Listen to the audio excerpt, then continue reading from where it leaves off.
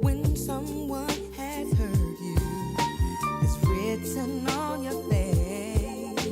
Love me back again. She's not a lover, she's just a friend. Angie Stone's rise in the music industry is a tale of resilience, grit, and raw talent. She didn't just step into the spotlight with ease. She fought through battles that would have knocked most people down for good. From relentless fat shaming and grueling health struggles to a headline-grabbing arrest involving her own daughter, Angie's life has been nothing short of a roller coaster. And oh, don't even get me started on her fiery, rumor-filled romance with neo-soul legend D'Angelo. It's the stuff of tabloid dreams. Trust me, you're going to want to stick around for this one. Let's rewind to the beginning, way before the soulful chart toppers and center stage moments. Born Angela L. Brown on December 18, 1961, Angie was raised in a musically rich household. Her father, a cab driver, moonlit as a singer at the local Masonic temple, while her mother worked as a nurse. But here's the kicker: before Angie Stone became the soulful powerhouse we know today, she actually started out as a rap pioneer. Yep, she was making waves as a rap queen long before her R&B reign began.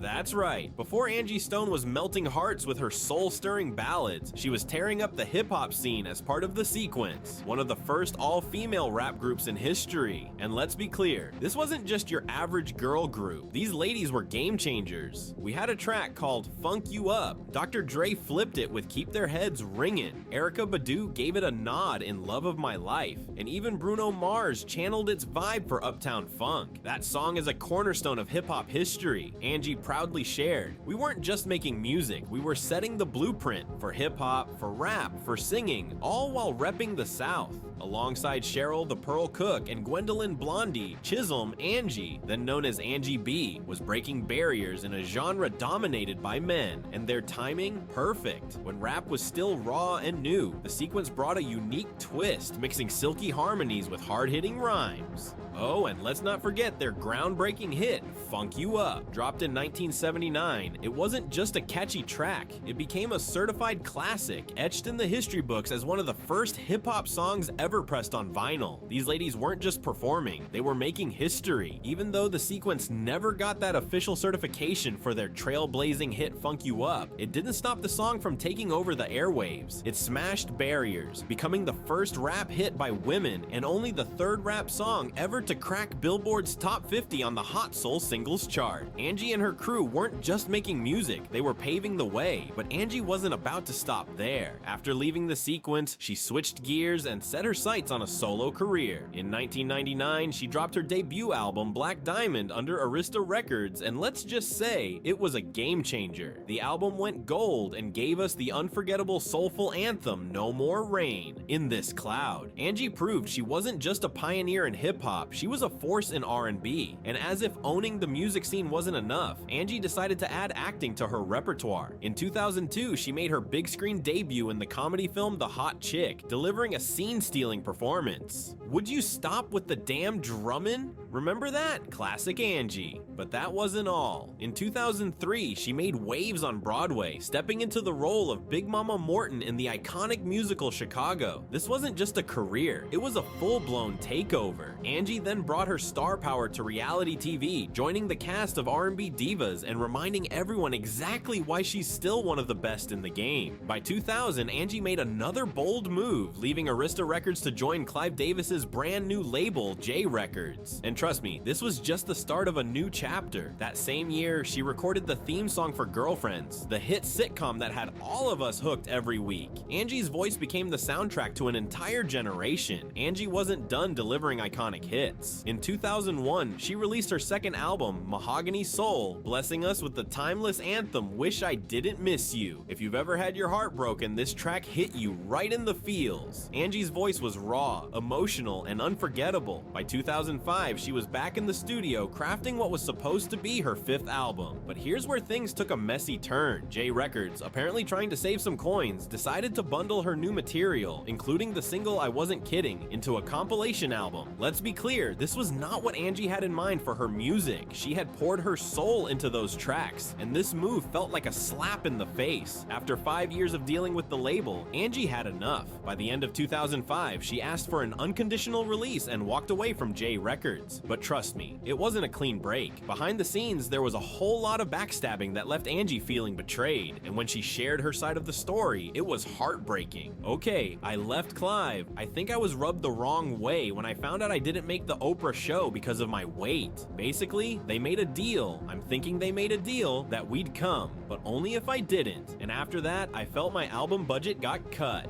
Then they told me I had to change the name of my album because Alicia was doing The Diary of Alicia Keys. At that point, my chest just sunk in. Can you imagine? Angie wasn't just sidelined. She felt silenced, undervalued, and pushed aside. It wasn't just about the music anymore. It was about the blatant disrespect. This was more than a professional fallout. It was personal. Leaving J Records wasn't the end of Angie Stone's struggles. It was just the beginning of a new fight. Behind the scenes, Angie was facing a much darker battle, relentless body shaming, and the worst part, even her own label threw shade at her appearance. Can you imagine being told you're not good enough because of how you look? I didn't make the show because of my weight. Yep.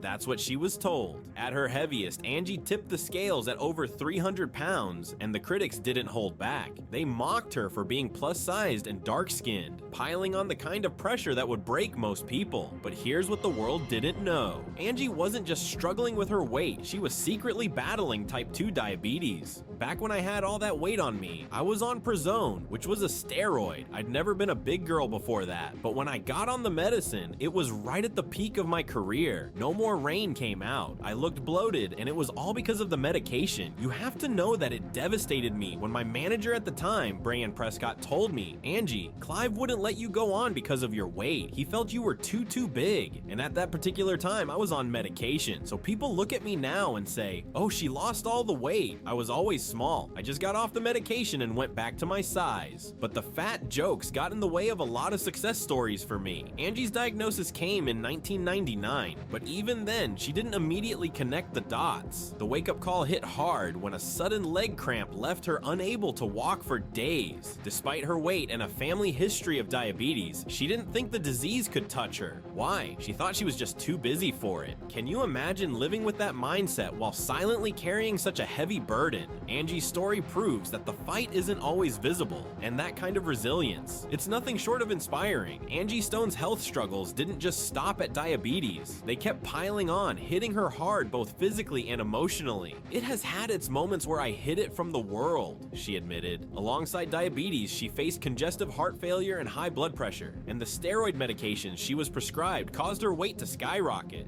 I found out I couldn't get lipo, couldn't be cut period, because you would bleed out, so that was something I had to skate across. But Angie wasn't one to give up. Determined to take back control, she joined the 4th season of Celebrity Fit Club, making a bold public effort to reclaim her health and manage her condition. For someone who had endured relentless fat shaming, stepping onto reality TV to tackle her struggles head-on was classic Angie. Fearless and determined to silence the critics. Just when you thought Angie's life couldn't get any more dramatic, 2015 rolled in with an incident straight out of a reality TV show. Headlines blared with shocking news. Angie Stone was arrested this week in Georgia and charged with aggravated assault after knocking her daughter's front teeth out. Yes, you read that right. Angie, the Grammy-nominated R&B queen, was arrested after a heated altercation with her 30-year-old daughter, Diamond, who is also the child of Angie's first husband, singer Lil Rodney C. According to reports, the argument began when Angie confronted Diamond about her messy room and her children running around half naked. Things spiraled out of control when Angie allegedly used a metal object to knock out Diamond's 2 front teeth.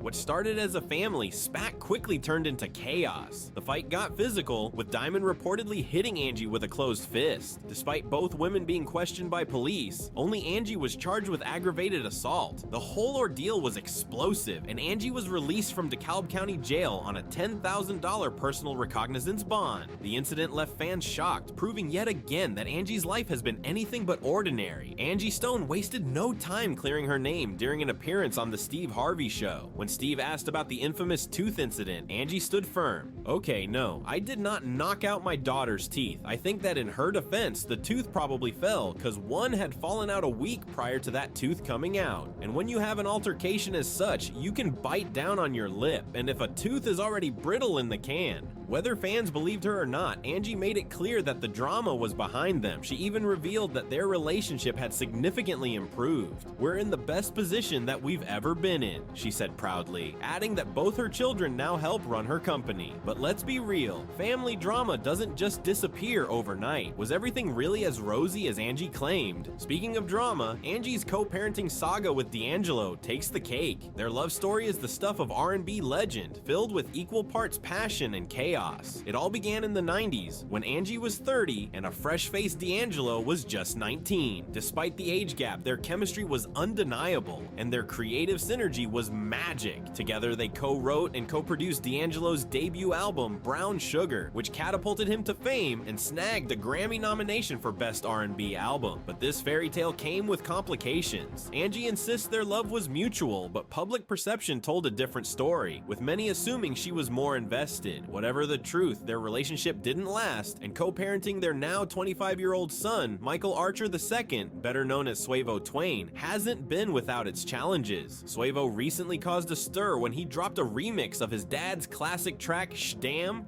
on Instagram, sending fans into a frenzy. The comment section lit up with a mix of nostalgia, admiration, and, of course, shade. Some fans cheekily referred to Angie as Sugar Mama, while others threw serious accusations with whispers of grooming making the rounds. Wild, right? All this from a single song. Angie and D'Angelo's tangled legacy proves that even years later, their story is far from over. Angie Stone's love life has always been one for the books, especially when it comes to her relationship with D'Angelo. Let's not forget, D'Angelo was just a fresh-faced 19-year-old when they got together. Angie, the older woman, was totally captivated by his charm and undeniable talent, famously saying, "Look at this fine, gorgeous man." Their bond ran deep. They both battled weight struggles and connected in a way that transcended physical appearance. It was a love that proved no boundary was too great. But let's be honest, things shifted when D'Angelo dropped How Does It Feel? As his career soared, their romance hit some rocky terrain.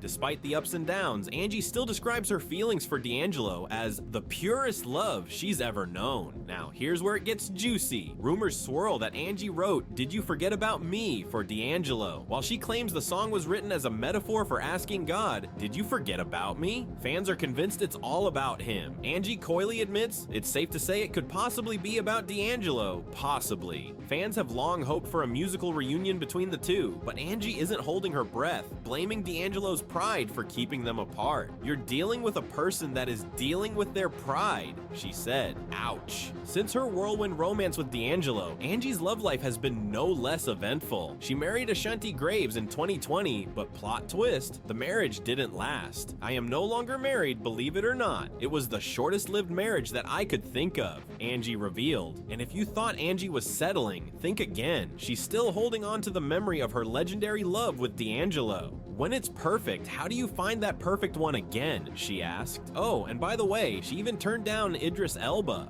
Yep, the Idris Elba. The sad part about it is, I wasn't checking for him like that, Angie explained. Turns out, Idris was head over heels for her, but they remained close friends instead of becoming an item. These days, Angie is living her best life and serving looks. "I'm completely healed, and I got my little swag back." With 10 albums to her name, including last year's Love Language, she's proving that her soulful voice is timeless. At 62 years young, Angie's sitting on a $3 million net worth and showing no signs of slowing down. Oh, and in classic Angie fashion, she recently clapped back at rumors claiming she had passed away. Dropping a video looking fabulous, she declared, "Hey, what's up, y'all? It's your girl, Angie Stone. I am about to address the nasty rumors that I am dead. I am very much alive. Just keep it locked. Stay tuned so I can put some folk in check. See you in a minute. Peace." So, let it be known, Angie Stone is alive, thriving, and reminding everyone why she's a true soul diva.